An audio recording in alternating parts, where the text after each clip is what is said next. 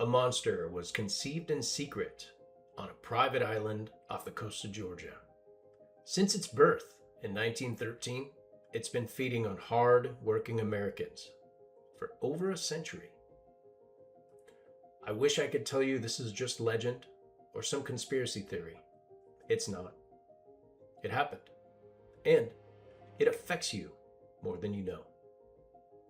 Remember that wall of text when you set up a new phone? The terms and conditions? Nobody reads it. We scroll to the bottom and tap, I agree. The people that wrote it counted on that. Your mortgage, your car loan, your credit card agreement, same wall of text, except in the fine print, they tell you what your loan would actually cost. Most people do the same thing. Scroll to the bottom, agree, move on. Your place in this system was defined before you were born. Borrow, earn, pay, and repeat. The system was designed to make it feel normal. The walls are made of monthly payments, not bars or concrete. You've been in this game your entire working life with players you've never seen and rules you were never shown. Every single day, before you spend $1 on yourself, 2 of those players have already collected their share. It feels small, a line item, a monthly payment. That's by design. But zoom out. What's really being taken isn't money, it's time. The one resource you can never earn back, never borrow more of or refinance.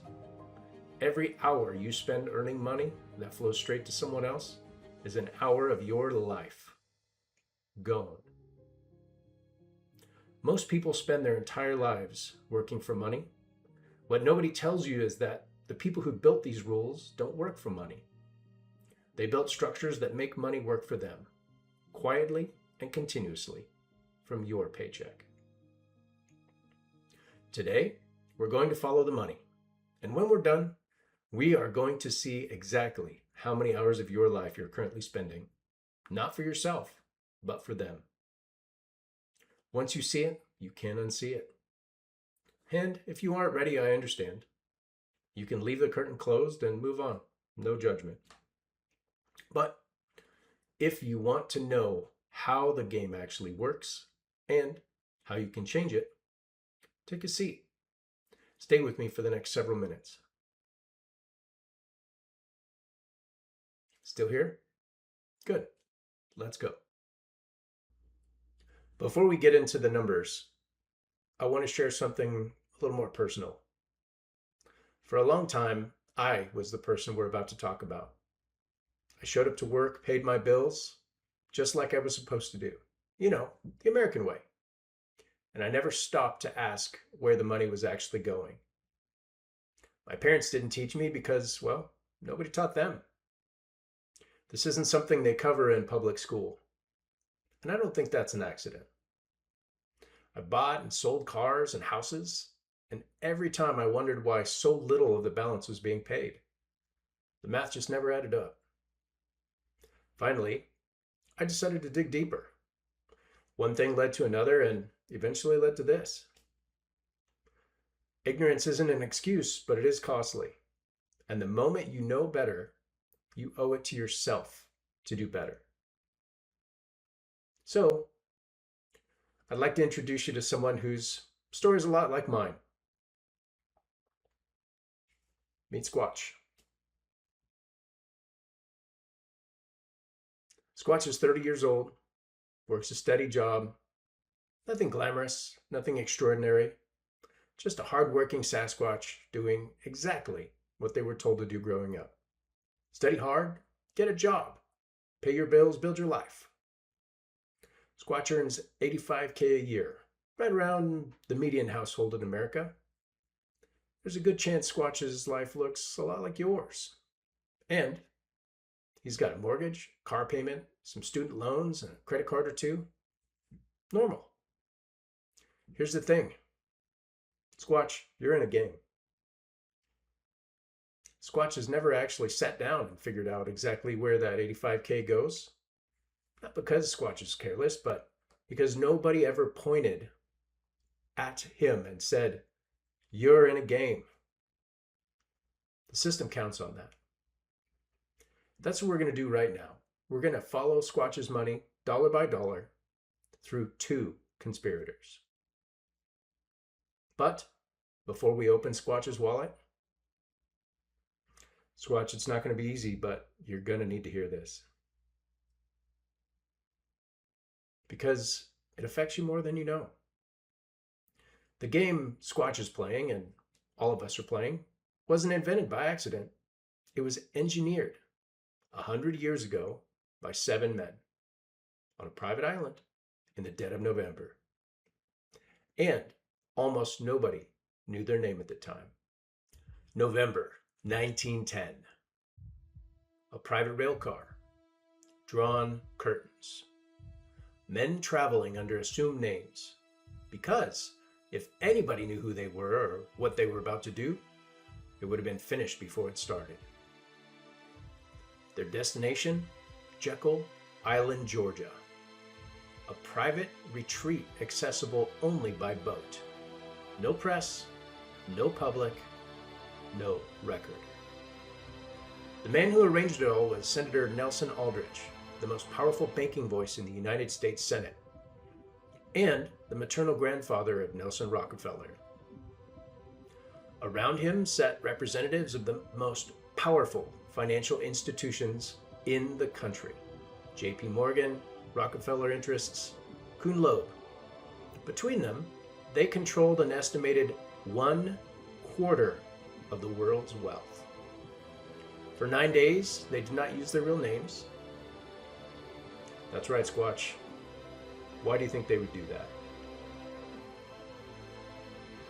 What they produced in secret on that island was the blueprint for the Federal Reserve System. Now, the name was not chosen carelessly. Federal, implying government control. Reserve, implying money held in storage. It is neither. It's a privately controlled central bank, owned by its member banks, answerable ultimately to the institutions that created it, not we the people. The name was designated to make it feel official, safe, boring, the kind of thing you'd assume someone else was keeping an eye on. They needed it to pass, so they sold it to the American public as a safeguard, a stabilizer, a system designed to protect the average person from the kind of banking panics that had rocked the country in 1907. It was packaged as a reform. They didn't waste a good crisis. Leaders stepped up to save us. Control, disguised as salvation. History doesn't repeat itself, but it does rhyme. The details change, but the structure does not. It passed, December of 1913. Earlier that year, in February, they paved the road with the 16th Amendment, federal income tax. And here's how they sold. Tax the rich. Make them pay their fair share. Does that sound familiar? It should. We're seeing that in headlines right now. Is it only going to affect the rich? The top rate was 7%, targeting only the wealthiest Americans. The average working person was told we'd never see it. Oh, and one more thing. It was temporary. Yes, Squatch, temporary. It was a great rallying cry. It always has been. The question worth asking is, who decides where rich starts and who decides where temporary ends? Because in 1913, it wasn't you, and somewhere along the way, without much fanfare, it became you. Both of them did. The mechanism to create money and the mechanism for the taxpayers to pay the bill. Designed in the same era, passed in the same 12-month period, by the same constellation of interests. That is the monster that was born in 1913.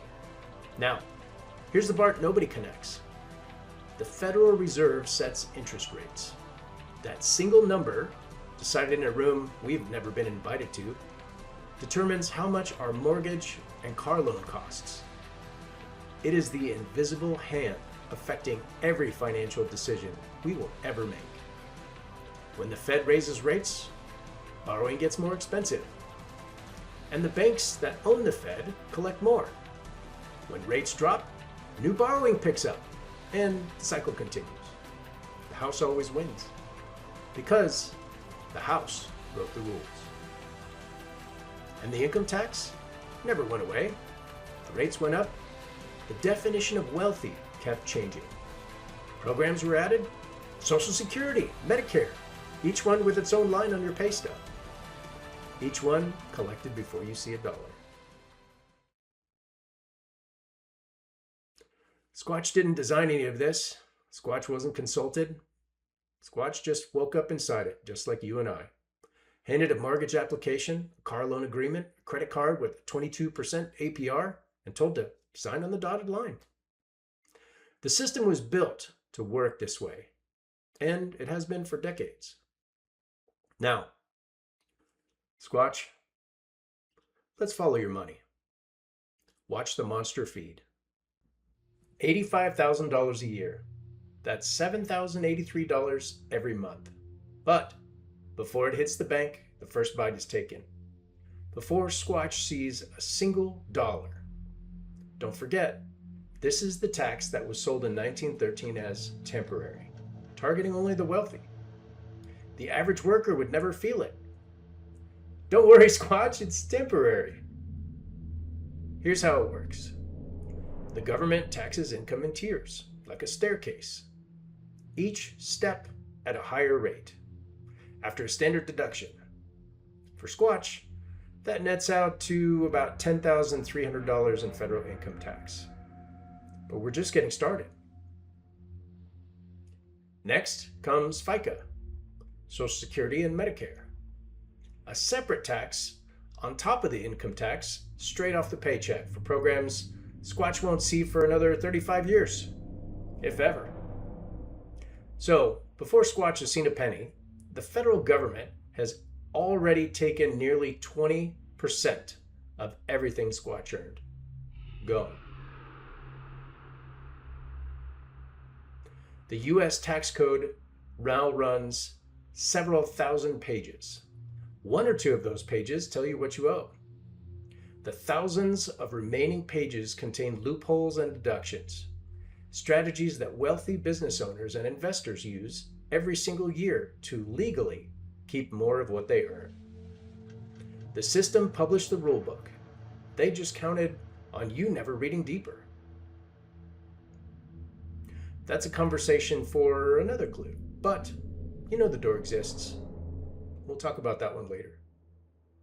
It's time to meet the second conspirator.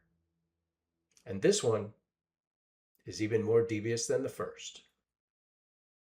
Earlier, I mentioned those terms and conditions, the ones nobody reads. There's a reason. They're designed that way. Pages of exhausting legal language, not to inform you, but wear you down. Stop reading. The relief of getting the keys after signing all of those papers, that was the sleight of hand. While your attention was on the prize, the hook was already set. What you were never meant to realize is that buried in all of that fine print was a hook shaped like an opportunity. A house, a car, an education, a life. By the time you felt it, it was too late.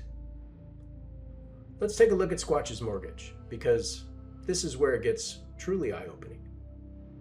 Squatch buys a home, nothing fancy, just a typical house in a normal American neighborhood. A median-priced home in America is right around $400,000. Squatch does everything right, puts 20% down on a 30-year mortgage. So at 6.5%, Squatch's payment is about $2,023. Now, here's the part the bank doesn't put in the brochure. Look at that very first payment. After all that hard work and saving, do you know how much of that $2,023 actually goes toward owning more of the home? Less than 15 cents of every dollar. The rest, straight to the bank as interest Pure profit for them. You are doing all of the work, but the bank takes the lion's share before you own a single additional inch of that house. But why? The answer is something called amortization. When you take out a loan, the bank calculates all the interest they expect to make over 30 years. And they collect most of it up front. So in the early years, almost every payment you make is going to them, not to pay off the house. They get paid first, always. By the time you're actually building equity, you're already a decade into a 30-year loan. Squatch did everything right, saved for years, put a massive down payment on the table. And still, in just 1 year, Squatch paid over $24,000 to the bank. Only about $3,600 of that went toward the balance. And the mortgage is just the beginning. Your car payment works the same way. You're paying interest on something that's losing value the moment it leaves the lot. The credit card's worse. Rates between 20 and 25% on a balance that doesn't appreciate. As a matter of fact, it multiplies. Here's a simple rule of thumb on compounding. It's called the rule of 72. Yes, Squatch, the rule of 72. Take the number 72 divided by your interest rate, and that tells you how many years it takes for your balance to double. At 22% interest, that would be 72 divided by 22, your balance doubles in just over 3 years. With the minimum payment, you're not paying it off. You're watching it multiply. Here's the twist. You can actually use the rule of 72 in your favor. We'll talk more about that later. And student loans, the average borrower carries about $38,000 worth, maybe another $277 a month, gone. Add it all up. Mortgage interest, car loan, credit card, student loans, over $10,000 a year to banks and lenders in interest alone. Money that builds zero equity or wealth. Squatch is working every day to fund the past, not the future. So let's put it all together and find out how many hours of the day Squatch fed the monster. Let's add it all up. Squatch's loans are fairly new. That matters because the interest is at its highest and the principal barely moves. Remember? Amortization. Working as designed. Between the two conspirators, more than half of Squatch's paycheck is gone before a single bill gets paid. What's left is $2,440 for an entire month of work before food, gas, or anything else. Now, let's translate that into time. Every morning, that alarm shocks you out of sleep, and you get up to feed the monster. Out of an 8-hour day, Squatch keeps less than 3 hours. The rest is spoken for. And that small slice left over, now Squatch can eat. This is the Matrix. This is the system nobody explained to you, and there's a reason for that. Most of the financial advice out there about mortgages, credit cards, car loans, retirement accounts comes from banks, lenders, and financial institutions. People who earn a commission every time you say yes. The person sitting across the desk, smiling, walking you through your options, they don't get paid when you make the smartest choice for your future.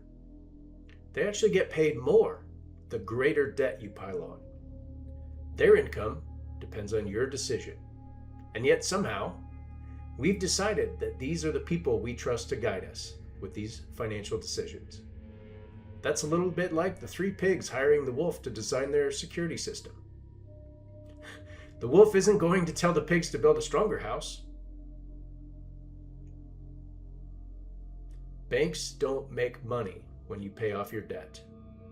They rely on your silent compliance and your minimum payments.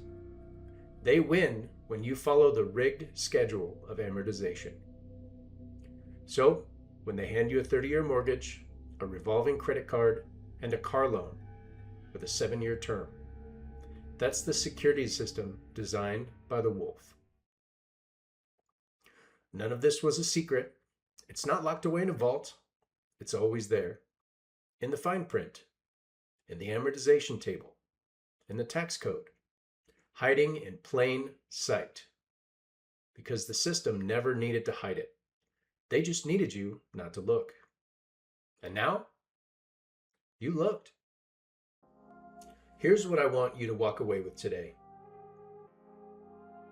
You are not powerless. The system is real, but so are the choices available to you. And here's what most people don't realize. Some of the biggest financial decisions of your life are completely within your control.